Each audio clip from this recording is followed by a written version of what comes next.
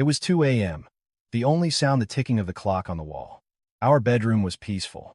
The only other noise was the gentle snoring of Ryan, my husband, whom I thought had been sound asleep for the last hour.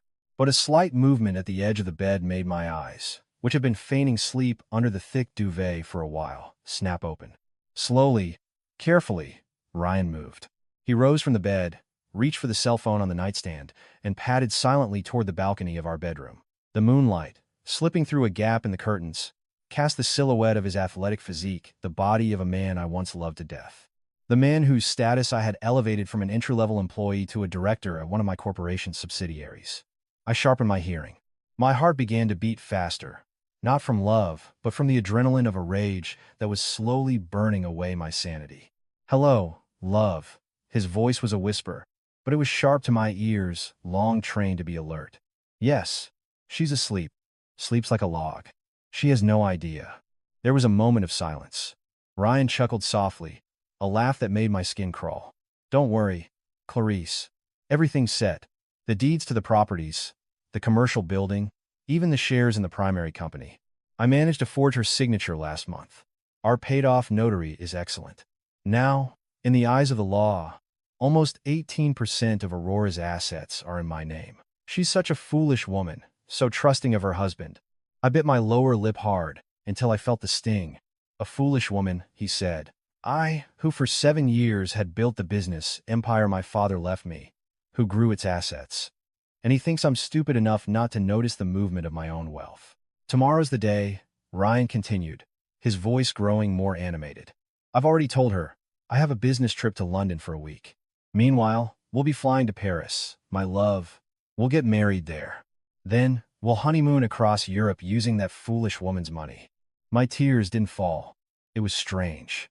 Normally, a wife would be crushed to hear this. But I was cold, my heart frozen solid. There was pain, yes, but it was buried under an overwhelming mountain of disgust. "Oh, and about the jewelry and cash in the vault," he added. "I'm taking it all tomorrow morning. I'll tell her to max out the balance on that priority debit card. You know, the one with a multi-million-dollar limit. We'll be able to shop till we drop on the Champs-Élysées, won't we?" I heard the sound of a kiss blown over the phone. "I love you too, Clarice. Just a little longer. By tomorrow night, we'll be free. Goodbye, poverty. Goodbye, Aurora, the boring workaholic." Ryan ended the call and came back into the room. I immediately controlled my breathing, creating a regular rhythm as if I were in a beautiful dream. He climbed into bed, pulled the duvet over himself, and what made me want to vomit was when he leaned over and kissed my forehead. "Sleep well, my little donor," he whispered, almost inaudibly. But I heard it. That night, I didn't sleep a wink. My eyes stared at the dark ceiling, putting together the final pieces of the plan I had already prepared.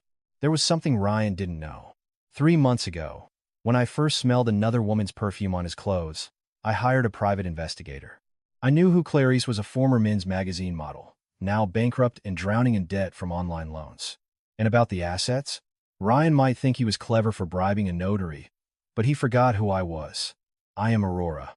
The notary he bribed was my own trusted associate, who was merely playing a part.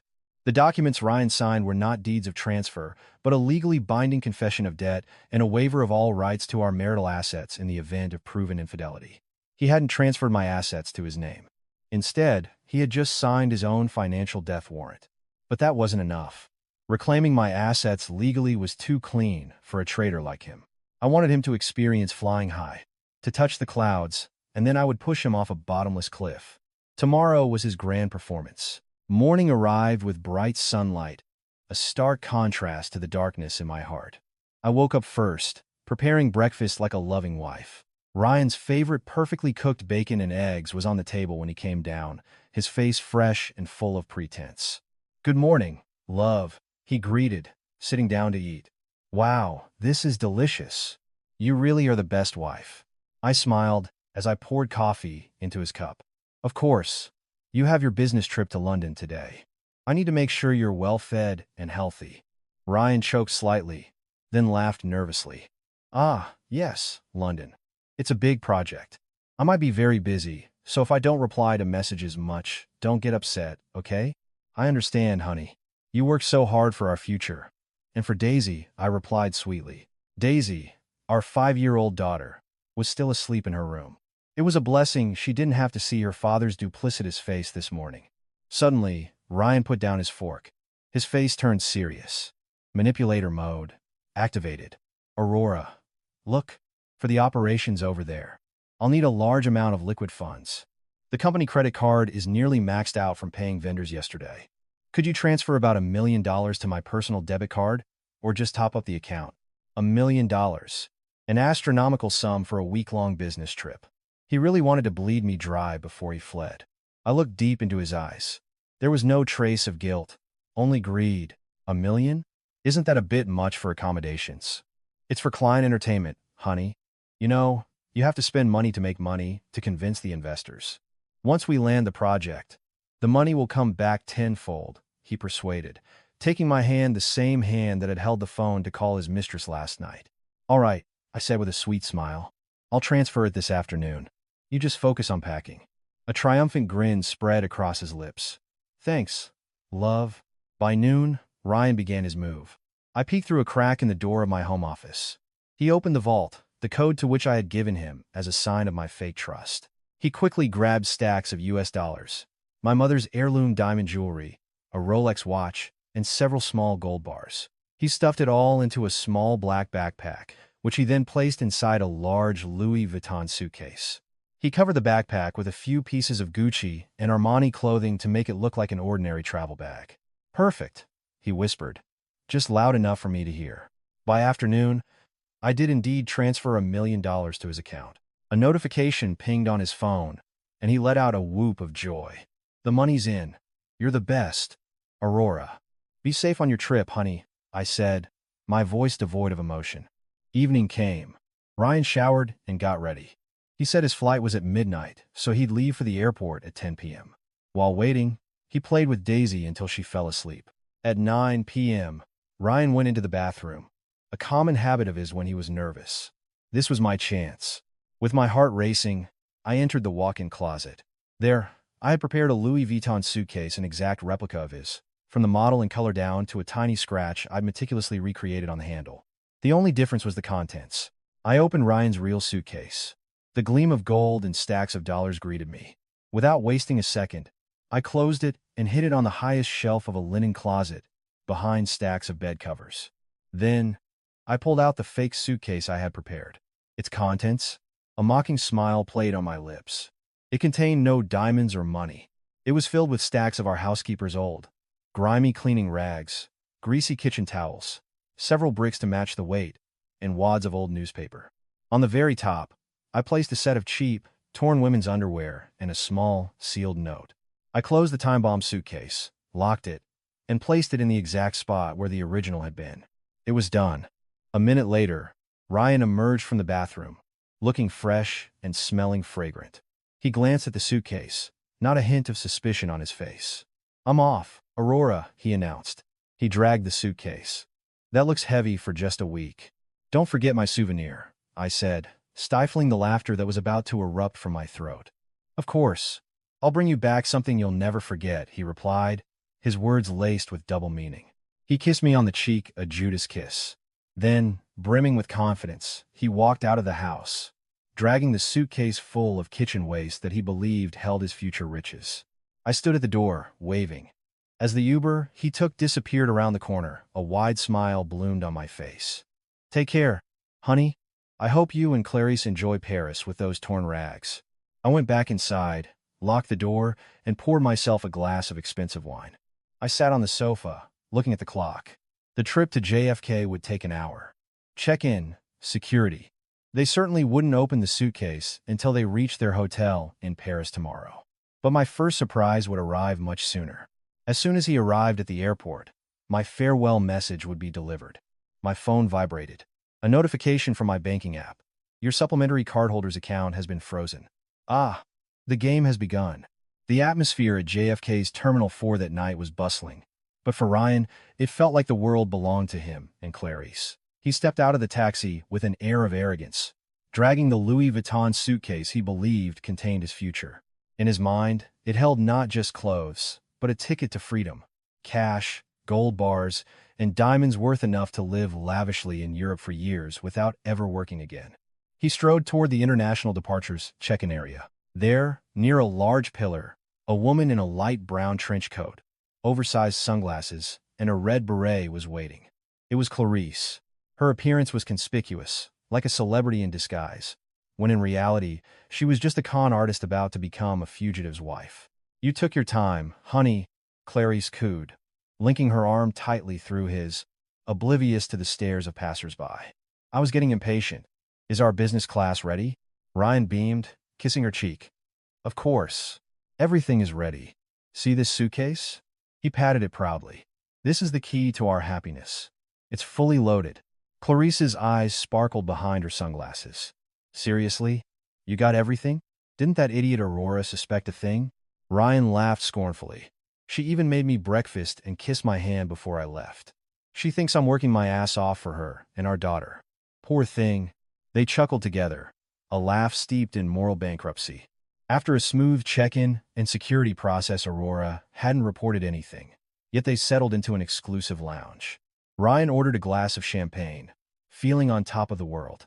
The adrenaline of his perceived victory was intoxicating. While sipping his champagne, he pulled out his phone and looked at Aurora's picture on his messaging app. The innocent face of his wife, smiling as she hugged Daisy. That face used to bring him peace. Now, it only reminded him of his inferiority complex, of living in the shadow of his wife's success. "What are you doing?" Clarice asked, noticing him staring at his phone. "I'm ending this charade," Ryan said. "I don't want to wait until tomorrow. I want her to know right now. I want to imagine her devastated face as we're flying above the clouds." Clarice smirked wickedly. "Do it, honey. Let her know who won." Ryan's fingers danced across the screen. He typed out a message he had long composed in his mind, words designed to hurt, to insult, to shatter Aurora's spirit. Without hesitation, he hit send. Across the city, in the now quiet mansion, I was sitting on the living room sofa, holding a glass of red wine. I had turned off the lights. Only the silent glow of the television illuminated my face. My phone vibrated on the marble coffee table. I glanced at it. My husband's name lit up the screen. "Ah, it's time." I picked up the phone calmly, unlocked it, and read the long message that had just arrived. "Hey, you foolish woman. Just so you know, as you're reading this, I'm about to take off. I'm not going to London. I'm going to Paris with Clarice, a woman who actually knows how to make a man happy. Unlike you, you cold, boring workaholic. As of now, I'm leaving you. Don't expect me to ever come back. As for your wealth, I've taken it all. Check your empty vault. The deeds, the cash, the jewelry, it's all in my hands. Right here in this suitcase. Your bank accounts are drained, too. You thought you were so smart with your corporation. Well, you're just a pathetic, poor woman now. Goodbye, Aurora. Enjoy your new life as a broke divorcee. Clarice and I are going to live like a king and queen in Europe on your dime." I read the message once, then a second time. No tears, no outburst, only a profound sense of amusement. He was so confident. He really thought he had won. Ryan probably imagined me throwing this phone against the wall, screaming, crying, calling him and begging. He wanted to watch that drama unfold. But I am a chess player, not a soap opera actress. With steady fingers, I typed a short reply. I selected the widest smiling emoji, a yellow face with crinkling eyes, and a toothy grin. "Okay, have fun." That was it. 3 words and a symbol that would represent the death of his ego later. After hitting send, I immediately opened my contacts app and found the number for Mr. Reynolds, the priority bank manager who handled all my corporate and personal accounts. "Hello, Mrs. Pratt. It's late. Is there anything I can help you with?" Mr. Reynolds' voice was polite. "Mr. Reynolds, my apologies for the late call. I need to activate the Level 1 security protocol we discussed last week," I said emotionlessly. There was a brief pause on the other end. "Mr. Reynolds knew exactly what that meant. "Are you certain, ma'am? This will freeze all access for supplementary cards under Mr. Pratt's name, including the priority debit card you just funded, and block his mobile banking access. His assets will be completely locked. Do it now, Mr. Reynolds. Right now. And one more thing, report his credit cards as stolen. If he tries to use them overseas, the machine will either swallow them or security will be called." "Yes, ma'am. I'm processing it now. It's done." All of Mr. Pratt's access has been paralyzed, effective immediately. Thank you, Mr. Reynolds. Have a good night. I hung up, my smile widening. Up in the sky, Ryan was holding a financial time bomb. Back in the airport lounge, Ryan's brow furrowed when Aurora's reply came through. Okay, have fun. He stared at his screen, confused. That's it, he muttered. What? Is she angry? Clarice asked, leaning in eagerly. No. She sent a smiling emoji and said, have fun, Ryan answered, his tone laced with disbelief. She didn't curse me out, didn't call. Clarice cackled, her shrill laugh turning a few heads. Oh, she must be in shock. Her brain probably short-circuited. Or maybe she hasn't checked the vault yet. She probably thinks you're joking. Forget about her, honey. Later, when she finds out the vault is empty and her bank account is at zero, that's when she'll go insane. Ryan tried to rationalize the situation. Clarice was right. Maybe Aurora thought it was a prank, or she was too stunned to react normally. What a strange woman. Whatever. The important thing is, we're free. The boarding call for business class passengers echoed through the lounge. They stood up. Ryan clutched the suitcase possessively, refusing to let the porter carry it. This is my life, he thought. They walked to the gate. As they passed the agents scanning their tickets, Ryan felt a pang of anxiety, a fear that Aurora had already called the police. But the agent just smiled and waved them through. Ryan breathed a sigh of relief. Safe. I really did it. On the plane, they settled into seats that converted into beds. A flight attendant offered them drinks. Champagne, again, Ryan declared. To our new life. He raised his glass to Clarice. To new Hermes bags and shopping sprees in Paris. Clarice replied with a wink. The plane began to taxi towards the runway. Ryan looked out the window, watching the glittering lights of New York City recede as the plane ascended.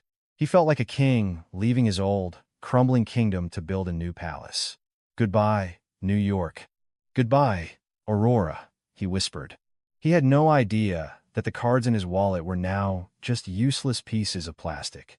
He had no idea that the suitcase in the overhead compartment contained old, smelly cleaning rags. He had no idea that the woman he called a fool was sitting calmly at home, monitoring their every move and preparing to unleash the hounds upon their arrival. Ryan closed his eyes, imagining himself strolling down the Champs-Élysées, walking into a Louis Vuitton boutique and buying Clarice anything she wanted with Aurora's platinum debit card. The fantasy was so beautiful, so real. Honey, Clarice whispered beside him, her head resting on his shoulder. When we get to Paris, we're going straight to that 5-star hotel, right? I need a spa day. My whole body aches. Anything for you, my queen. We have $1 million on the card and millions more in dollars in the suitcase. If you wanted to buy the Eiffel Tower, I'd try to get it for you. He joked. They laughed again, their last carefree laugh before the storm. The plane pierced the dark night clouds, carrying two greedy souls toward a destiny rewritten by a scorned wife. Below them, New York slowly vanished. But Aurora's revenge was just beginning its ascent, flying faster than that plane, waiting for them in Paris with a deadly grin. At home, I set down my empty wine glass. I went to my daughter's room and kissed her forehead as she slept soundly. Daddy's gone, sweetie, I whispered. He chose the path to his own destruction. Starting tomorrow, we build our own kingdom. No parasites, no traitors. I returned to the master bedroom and looked at the empty space on Ryan's side of the bed. It was cold, but for some reason, tonight, I felt warm. The heartache was still there, but the thrill of anticipating their downfall was far stronger. I couldn't wait for that panic call. I couldn't wait to hear the roar of a lion turn into the squeak of a cornered rat. Paris would be the silent witness, not of their love, but of their stupidity. And I, Aurora, would be watching the show from the front row, even from thousands of miles away. The wheels of the aircraft gently kissed the runway at Charles de Gaulle Airport in Paris. The slight jolt of the landing felt like an opening applause for the new life Ryan so eagerly anticipated. Beside him, Clarice stretched, removed her silk-eye mask, and looked at him with a triumphant smile. We're here, honey, she whispered. The smell of freedom, Ryan nodded, adjusting the collar of his shirt, and the smell of wealth. Let's go. Paris is waiting for its new queen. They disembarked with their heads held high. The cool Parisian autumn air greeted their skin as they exited the terminal. But to Ryan, the air was as warm as the embrace of money. Throughout the immigration and baggage claim process, Ryan never let go of the Louis Vuitton suitcase. He refused help from porters and staff, guarding it as if it were his own heart. The irony was that it did, in fact, contain his destruction. "Are we going straight to the hotel?" Clarice asked as they queued for an executive taxi. "Of course. Le Maurice, overlooking the Tuileries garden. I've reserved the most beautiful suite," Ryan answered boastfully. "Then we'll open this treasure chest, bathe in money, and shop until the stores close." They settled into a gleaming black Mercedes taxi. During the drive through Paris, Clarice was busy creating social media stories, which she deliberately hid from mutual friends she shared with Aurora. But she forgot that Aurora had eyes everywhere. Ryan simply smiled, watching the Eiffel Tower in the distance, feeling as if he had conquered the world. Arriving at the lavish five-star hotel, a uniformed bellboy opened the door for them. A colossal crystal chandelier in the lobby reflected off the polished marble floor. Ryan walked confidently to the reception desk, while Clarice sat on a velvet sofa, pretending to be busy on her phone to look like a socialite. "Bonjour, monsieur. May I help you?" The female receptionist greeted in English with a thick French accent. "I have a reservation under the name Ryan Pratt, Presidential Suite," Ryan said arrogantly, placing his passport on the counter. The receptionist typed for a moment. "Ah, oui, Mr. Pratt. For the deposit and full payment for 1 week, may I have your credit card, please?" "Of course." Ryan pulled out a shiny black priority debit card, the one he believed held the $1 million Aurora had transferred yesterday. He handed it over with a flourish. The receptionist inserted the card into the machine. A moment of silence. Beep! A red light flashed. The receptionist frowned. She tried again. Beep! Still red. "Monsieur? The card is declined," she said politely, though her expression had shifted slightly. Ryan let out a forced laugh. "Ah, impossible. That's a priority card with no limit. Your machine must be broken, or the connection is bad. Try it again." The woman tried a third time, the same result. "Still declined, monsieur. The screen says, pickup card. It should be held for security reasons, but since you are a guest, I will return it. Do you have another card?" Ryan's face began to feel clammy. He could feel cold sweat trickling down his back. This must be a system error from the bank back in the States. "Useless banks," he muttered. "Use this one." He pulled out his personal platinum credit card, a supplementary card from Aurora's main account. Beep! Declined. He pulled out a third card. Declined. The line behind Ryan was growing longer. Other guests in expensive attire began to whisper and look at him with condescending glances, as if to say, "Who is this broke tourist pretending to be rich?" Clarice, noticing the situation, quickly approached. "What's going on, honey? Why is it taking so long?" "This is embarrassing," she whispered, annoyed. "All the cards have an error." "Damn it," Ryan whispered back, panicking. "Do you have your credit card? Use yours for now. I'll pay you back in cash as soon as we open the suitcase. There are millions of dollars in there." "Don't worry, Clarice." "What do you mean?" "You said everything was ready," Clarice scowled. She reluctantly took out her own credit card, one with a modest limit that she guarded carefully. Fortunately, Clarice's card worked for the one-night deposit. "Just one night, monsieur?" the receptionist asked. "Yes, one night for now. I'll pay the rest in cash tomorrow," Ryan snapped. He grabbed the room key and forcefully pulled Clarice by the hand. His ego had been shattered in that opulent lobby. They walked to the elevator in silence. Anger was radiating from Clarice. "You humiliated me," she seethed as the elevator doors closed. "You claimed to be a director, yet all your cards were declined. Maybe Aurora already knows." "Impossible," Ryan quickly denied, even as doubt began to creep in. "It must be system maintenance, or Aurora just blocked the cards. She doesn't know about the cash and gold in the suitcase. That's what's most important. It's worth more than these stupid cards." When they reached the magnificent suite, Ryan didn't even have a moment to admire the view of the Eiffel Tower from the window. He immediately threw the Louis Vuitton suitcase onto the king-sized bed. "Let's prove it," Ryan said, breathless. He looked at Clarice. "You're about to see a mountain of money and gold. You'll regret complaining earlier." Clarice crossed her arms. "Fine. Open it. Now." Ryan's hands trembled as he turned the combination lock. Click. One lock opened. Click. The other opened. His heart pounded, imagining the glint of gold that would soothe his frayed nerves. In a dramatic flourish, he pulled the zipper and flung the suitcase wide open. Wah! The word died in his throat. His eyes widened, nearly bulging from their sockets. His breath caught, as if an invisible hand were choking him. Silence. The luxurious room was filled with a deafening silence, broken only by the ticking of a wall clock. Inside the suitcase, there were no stacks of green dollars, no gleaming gold bars, no velvet boxes containing diamonds. There were only piles of dirty clothes. Clarice moved closer, her eyes narrowing. What is this? Ryan was frozen. His hands trembled as he reached into the suitcase. He pulled out a piece of faded fabric with a hole in the armpit. It was an old smock belonging to Maria, their housekeeper. He pulled out another cloth, a kitchen rag, still stained with grease and dried sauce. A sour smell, a mix of old sweat and spices, immediately permeated the fragrant hotel room. Beneath the pile of smocks and rags were several red bricks wrapped in old newspaper, the weights that had made the suitcase feel so convincingly heavy. Where's the money? Clarice's voice rose. Ryan, where's the money? Ryan rummaged through the suitcase like a madman, throwing the old smocks onto the floor, tearing through the old newspapers, searching for a secret compartment that didn't exist. No, this can't be, he whispered, his face as pale as a corpse. I put it in here myself. I saw the gold, the money, then his eyes noticed something. At the bottom of the suitcase, beneath the pile of garbage, was a fragrant, pink envelope, a stark contrast to the disgusting contents.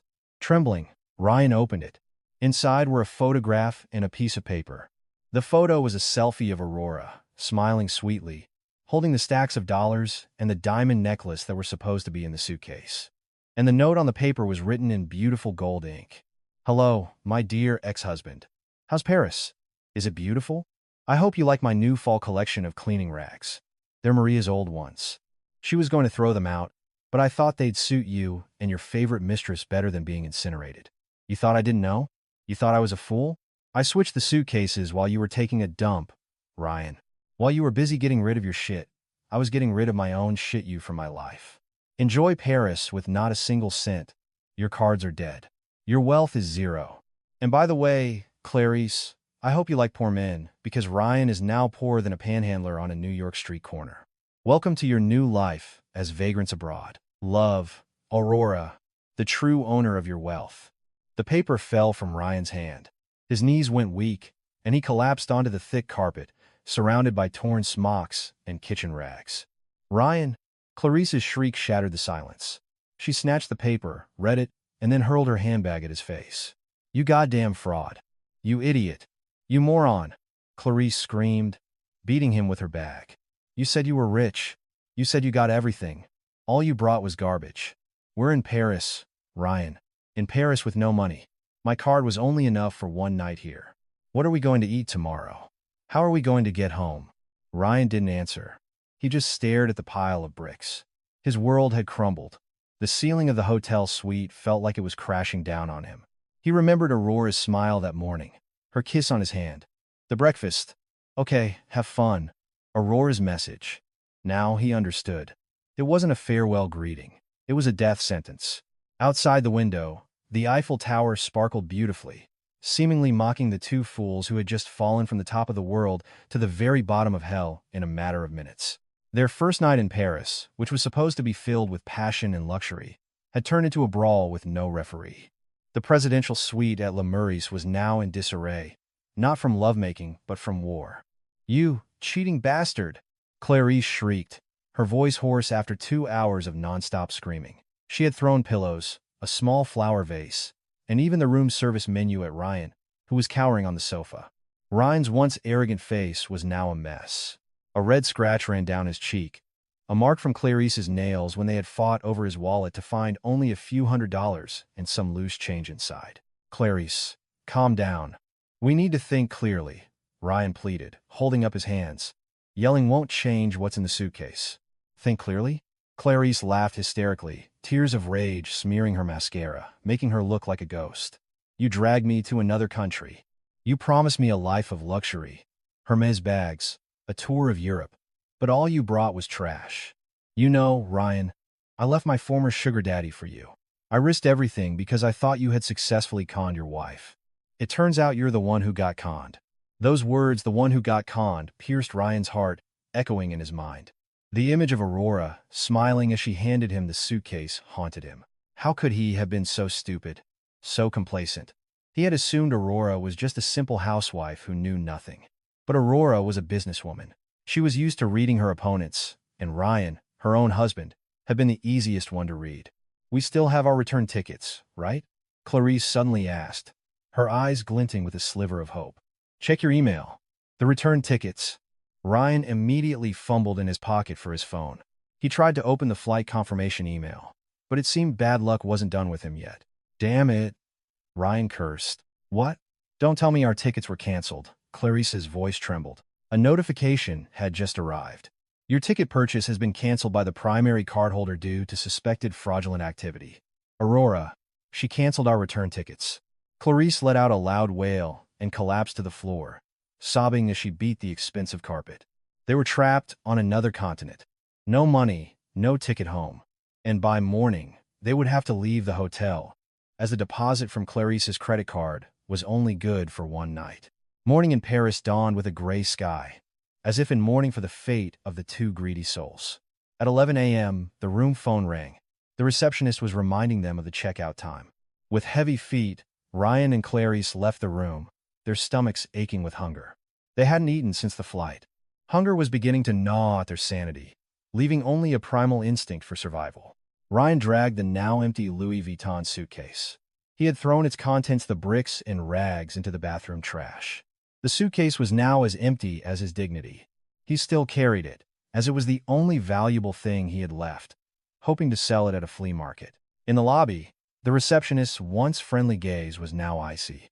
"The room key, monsieur," she said without a smile. After settling the bill, the revolving doors pushed them out onto the cold Parisian sidewalk. The autumn wind, which cut to the bone, greeted them. Clarice wrapped her thin trench coat around herself, shivering not just from the cold, but from fear. "What now?" Clarice asked. "I'm hungry, Ryan. I want to eat." "I'm hungry too, Clarice. Stop acting like a princess," Ryan yelled, his patience worn thin by stress. "Come on, let's find some free Wi-Fi. I need to call Aurora. She's our only way out." "You're going to ask her for help? Have you no shame?" Clarice sneered. "I don't care about shame. Do you want to freeze to death here and become a beggar?" They walked along the Rue de Rivoli. Pastry shops displayed croissants and macarons in their windows, making their mouths water. But all they could do was swallow.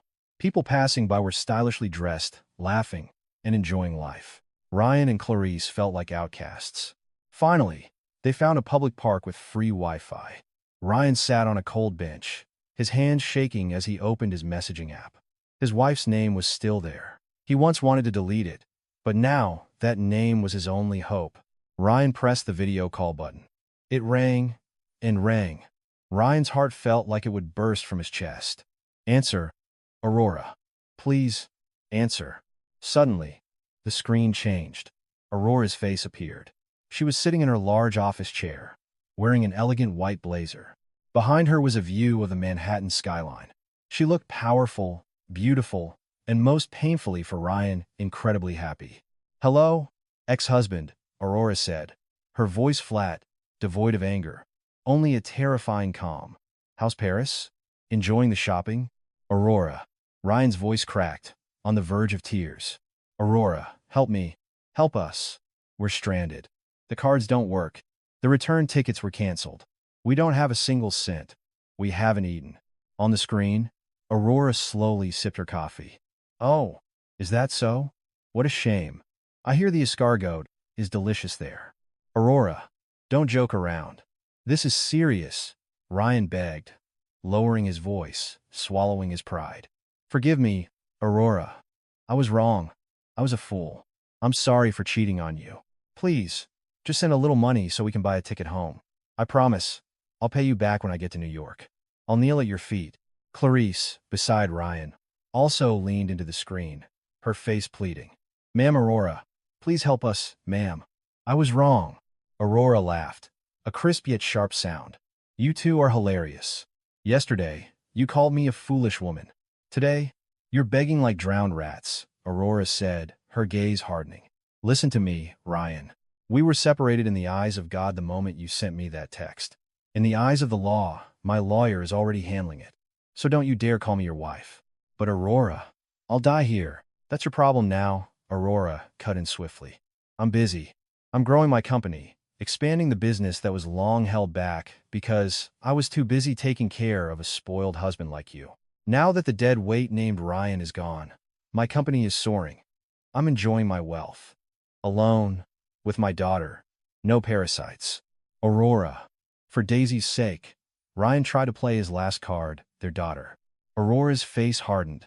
Don't you dare speak my daughter's name with your filthy mouth. You lost the right to say her name when you tried to steal her future to have fun with your mistress. I've already told Daisy that her father went far away and might not come back because he chose the wrong path. She's fine. She's happy without a father who steals from his own mother.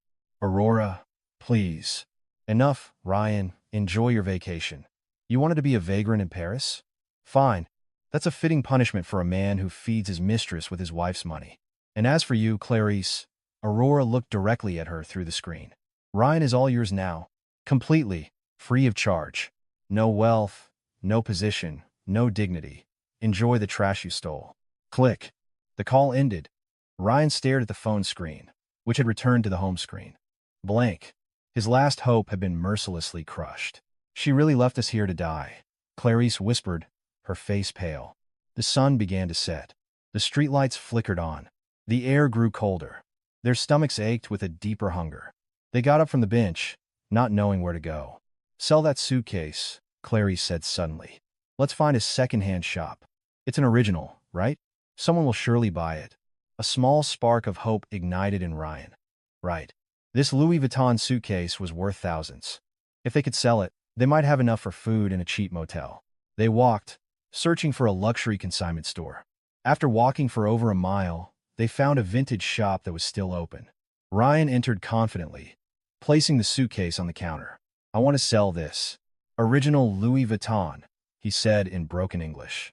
The shop owner, an elderly man with glasses, examined the suitcase. He checked the serial number, felt the material, and inspected the handle. The old man shook his head. I'm sorry, monsieur. I cannot accept this. Why? It's original. I bought it myself at the flagship store. Ryan shouted, panicking. It may be original, the man replied in a French accent. But the handle is damaged, the wheels are jammed, and there's a large scratch on the bottom. The condition is terrible. Besides, this model is outdated and not in high demand. We don't buy junk. Junk? That word again. That night, they were driven away from the beautiful Pont Neuf bridge. Two souls from across the world, sitting back to back. Ryan hugged his empty, unsellable suitcase. Clarice cried silently, having run out of tears. Across the river, a Seine cruise ship passed by, glittering with lights and echoing with the sounds of a party. People were dancing, eating fine food, and laughing. Meanwhile, Ryan and Clarice, the director and the model, were officially homeless in one of the most expensive cities in the world. Ryan's stomach rumbled loudly, breaking the mournful silence. I hate you, Ryan, Clarice whispered weakly into the cold air. I hate myself too, Ryan replied in his mind, closing his eyes, wishing it was all just a bad dream. But the cold seeping into his skin was too real to deny. 3 days of living as vagrants on the streets of Paris had passed.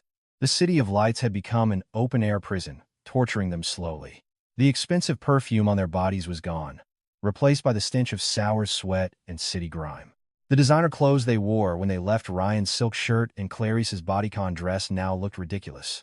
Wrinkled, dirty, and useless against the bone-chilling autumn wind. Ryan's stomach was in knots. His hunger was no longer a simple rumbling, but a physical pain that made him dizzy. Beside him, Clarice was leaning against the damp wall of a metro station, her face pale, her lips cracked. The woman who once always looked fresh, thanks to thousands of dollars in beauty treatments, now looked like a local beggar. I need to eat, Ryan, Clarice moaned, her voice weak, no longer having the energy to curse. Do what a man is supposed to do. Ryan swallowed a bitter saliva. He had long since surrendered his dignity as a former director for the sake of survival. Yesterday, he tried to sell his expensive watch to passers-by, but they assumed it was stolen or fake and avoided him. Today, he had no other choice. Ryan stood up on shaky legs and walked towards a boulangerie, a bakery, across the street. The aroma of warm, freshly baked bread wafted through the air. piercing his nostrils and making his mouth water. He saw a tourist who had just finished eating leave a tray on an outdoor table. There was still half a sandwich and a sip of cold coffee left. In a swift, thief-like motion, Ryan snatched the leftover sandwich. "Hey, get out of here!" A waiter who saw him shouted, waving a napkin as if shooing a fly. Ryan ran back to Clarice, clutching the half-eaten piece of bread as if it were a gold bar. "Here." He handed the bread to Clarice. She looked at it with disgust. "This is a leftover, Ryan. You're giving me garbage. Eat it or starve to death." Ryan screamed, his emotions exploding. He took a greedy bite from the end of the bread himself, no longer caring about hygiene. Seeing Ryan eat, Clarice's primal instincts took over. Disgust was defeated by hunger. She snatched the remaining bread from his hand and devoured it like an animal. In a few seconds, the bread was gone. They were both panting, looking at each other with empty eyes. They weren't full, but the small amount of food in their stomachs allowed them to think more clearly, which brought them face to face with the reality of how ruined their lives were. "This is all your fault," Clarice said suddenly, wiping crumbs from the corner of her lips. Ryan's eyes widened. "My fault? You were the one who insisted on coming to Paris.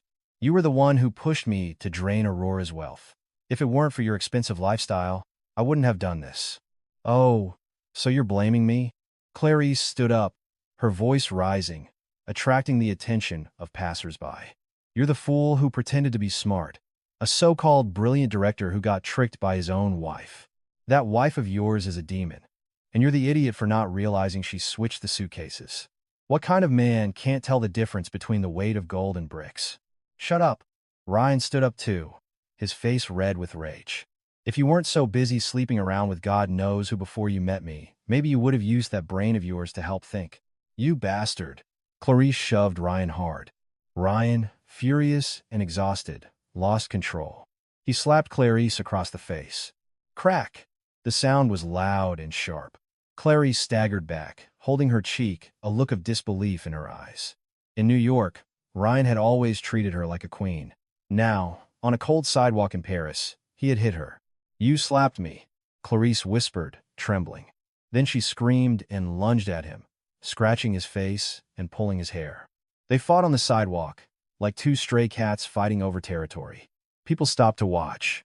Some pulled out their phones to record, while others called the police. The romance was gone, the true love they boasted about while betraying Aurora was gone. All that remained was pure hatred, two sinners torturing each other in the hell they created. Suddenly, two French police officers arrived and pulled them apart. The police shouted at them in rapid, authoritative French. Ryan just raised his hands, trying to explain in broken English that they were tourists who had run out of money. After checking their passports, the police just shook their heads, gave them a warning not to cause trouble, and sent them away. Wounded, covered in scratches, and with their hearts shattered, they walked away, separated by a few feet, no longer hand in hand. As night fell, they found a quiet corner near a park with free Wi-Fi. Ryan's phone had 5% battery left. It was their last lifeline to the world. "Check the news from the States," Ryan said. He still had a sliver of hope that maybe Aurora had taken pity on him, or that he could borrow money from friends. Trembling, Ryan turned on his data. A flood of notifications came in, not messages of help, but collection notices and curses from online loan sharks. Clarice had listed him as an emergency contact for. He ignored them and opened Instagram. The very first post was from the official account of Aurora's company, posted just an hour ago. There was Aurora, standing at a podium at a prestigious business event, wearing an elegant red gown. She was holding a trophy for Woman Entrepreneur of the Year. Her face glowed, her smile confident. Beside her was Daisy, also smiling, holding a bouquet of flowers. The caption read, "Thank you for this honor. This success is for my daughter and my brilliant team." It turns out that shedding unnecessary dead weight is the key to running faster. Life is beautiful when you're surrounded by loyal people. Number, new chapter number, success. Number, no drama. Ryan read the caption over and over. Shedding dead weight. He was that dead weight. In the comments, hundreds of people were congratulating her. Even some of Ryan's former friends, whom he used to treat using Aurora's money, had commented, praising Aurora and throwing shade at her missing husband. "Look at this." Ryan handed the phone to Clarice. Clarice looked at the photo. She saw how stunning Aurora was. She saw the real diamond necklace around Aurora's neck, the necklace that should have been hers if Ryan's plan had succeeded. The envy that burned in Clarice's chest was so intense she felt like she could cough up blood. She won, Clarice whispered weakly. She really won, Ryan. She's celebrating over there while we're fighting over leftover bread here. Suddenly, the phone screen went dark. The low battery logo flashed, and then it died. The screen went black. Their last connection to the world was severed. Their hope died along with the phone. Ryan dropped the phone to the ground. He buried his face in his knees and began to cry, not tears of genuine remorse, but the tears of a sore loser who couldn't accept defeat. Aurora. He howled at the Parisian sky, his voice lost in the wind. In the distance, the Eiffel Tower glittered like a giant middle finger pointed at them by the world. Ryan understood then that this wasn't about survival anymore. This was instant karma. Aurora didn't have to get her hands dirty to destroy them. She just had to let them live, and time would slowly torture them until they went insane. That night, for the first time, Ryan missed Aurora's lectures, her simple cooking, and the warmth of the home he once considered boring. But all of that now felt a million years away, unreachable by the dirty hands of a traitor. 2 weeks passed. Paris was no longer the city of lights, but a cold tomb for Ryan's dignity.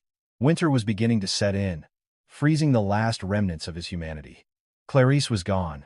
She had disappeared 3 days ago, running off with an older foreign man she met at a bar, trading her body for a warm soup and a bed. She left Ryan all alone, clutching his empty Louis Vuitton suitcase in a smelly metro station corridor. When the immigration police finally conducted a routine raid, Ryan didn't run. He surrendered with a blank stare, accepting his fate. Expired passport, expired visa. You're here illegally, the officer said coldly as they handcuffed him. Inside the van that would take him to a detention center, Ryan looked at his reflection in the window. He was no longer a director or a husband. He was just a package of trash, ready to be shipped back to the United States to face an even harsher reality. The Philippine Airlines plane landed at JFK during a heavy downpour in New York. The sky was gray and mournful, just like the future of the man sitting in the very back of economy class, flanked by 2 burly immigration officers. Ryan Pratt had come home, but his return was a world away from his departure 2 weeks prior. No exclusive lounge, no champagne, no arrogant smile. He wore an old hoodie given to him by French social services. His face was thin, covered in a rough beard, and his eyes were hollow and lifeless. His body smelled of sour sweat and despair.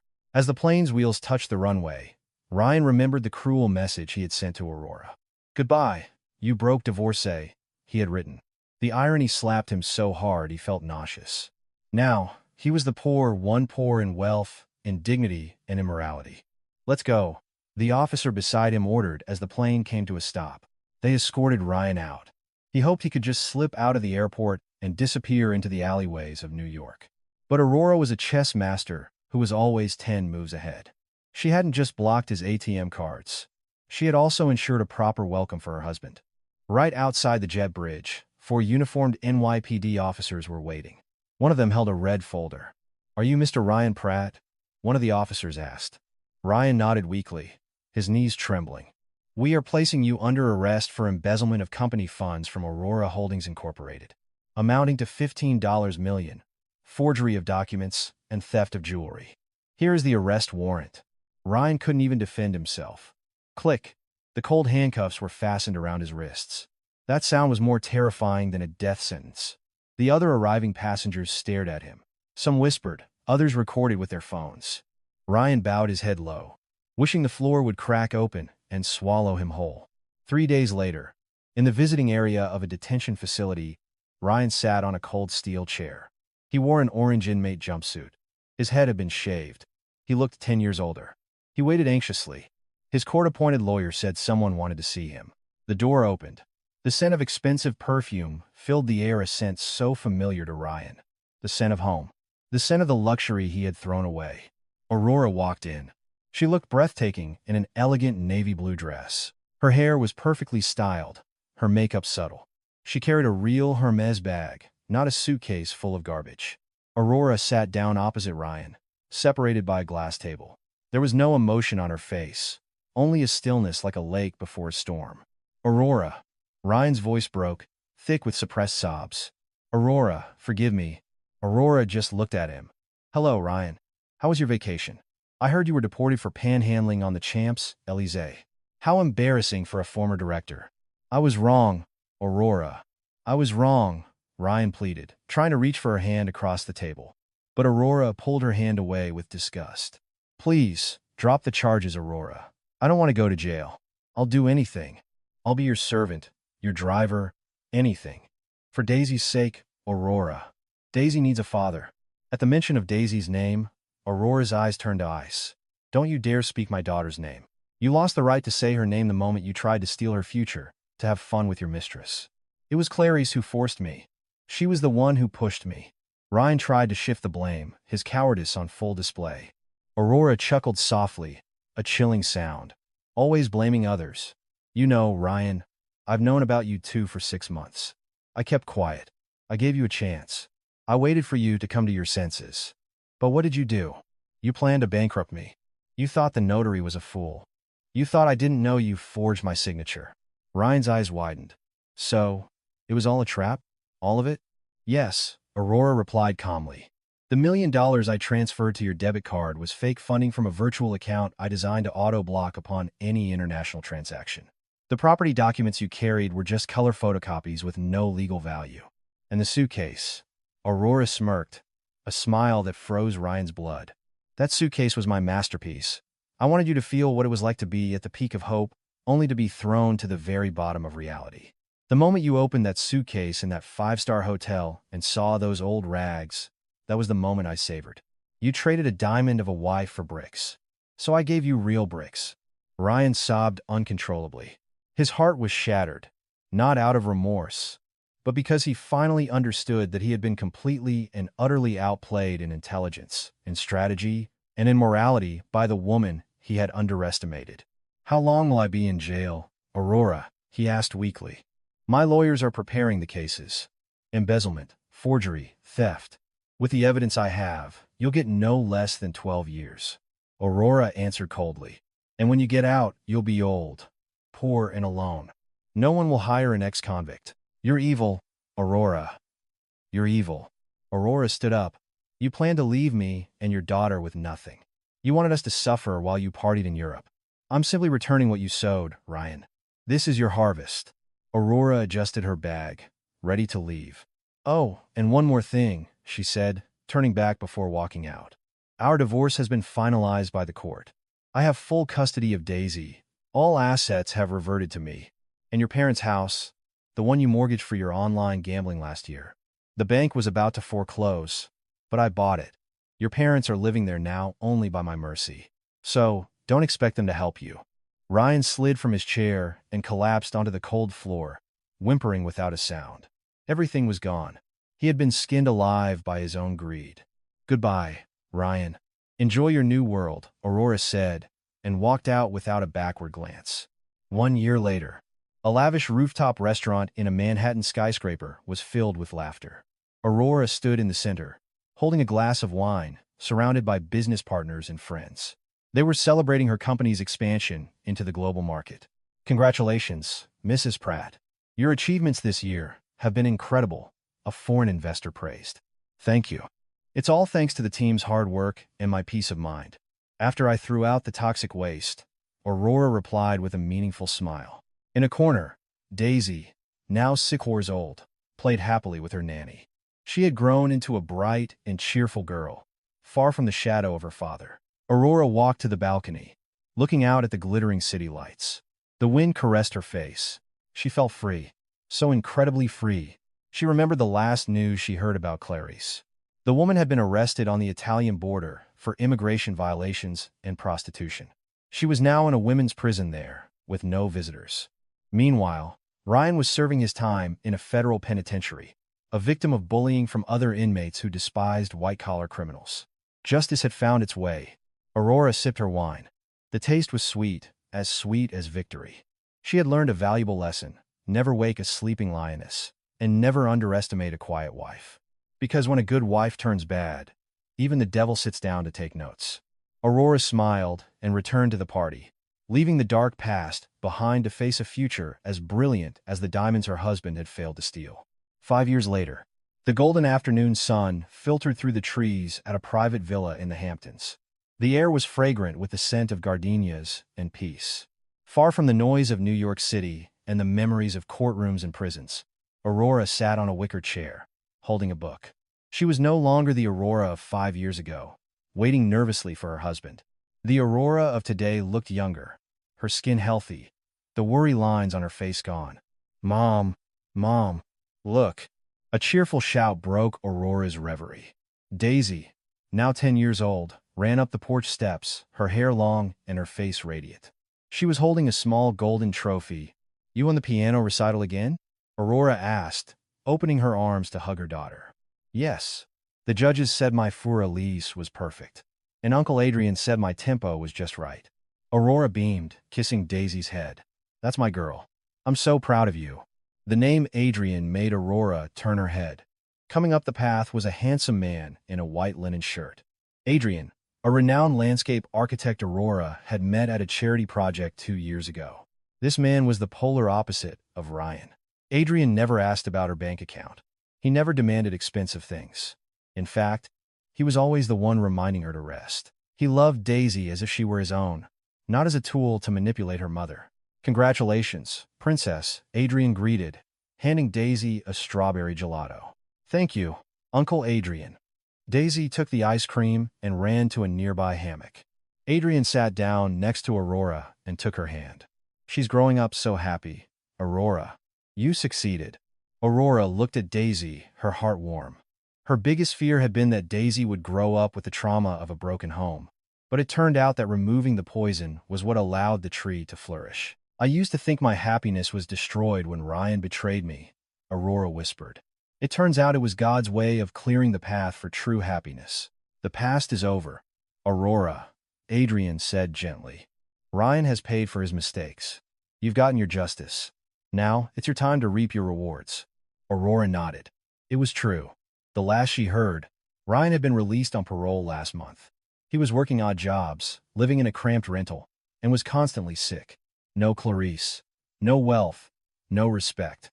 But strangely, Aurora no longer felt any satisfaction from it. She just felt neutral. The anger was gone because Ryan no longer mattered. "You're right," Aurora replied. She looked at Adrian, then at the ring on her finger, the one he had given her last week. "I've won," Aurora whispered to herself. Not because Ryan was destroyed, but because Aurora had risen. She had raised her daughter well, grown her business even further, and most importantly, she had opened her heart again to a healthy, genuine love. The sun set, leaving a violet hue in the sky. "Come on, let's have dinner," Adrian invited. They walked into the warm, brightly lit villa. The sound of Daisy's laughter, the smell of food, and the warmth of a small family filled the room. Outside, it might have been dark, but in Aurora's heart, the sun was just rising, brighter than ever before. And that brings us to the end of Aurora's story. A story of perseverance, resilience, and a sweet revenge that ultimately led to true peace.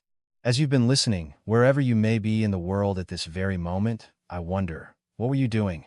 Are you on your commute home from work, relaxing in the comfort of your home? Or maybe just reflecting with a cup of coffee? I'd love to know, how did this story make you feel? What part of it resonated with you the most? Is there a lesson you took away that you'd like to share? I encourage you to share your thoughts in the comments section below. Every one of you has a voice and a story, and I'm excited to read them. If you enjoyed this journey with Aurora, I have just one small request. Please consider hitting the like button and subscribing to our channel. It's a tremendous help and allows us to create many more stories that can provide inspiration and lessons for us all. From the bottom of my heart, thank you so very much for your time and for listening. Until our next story.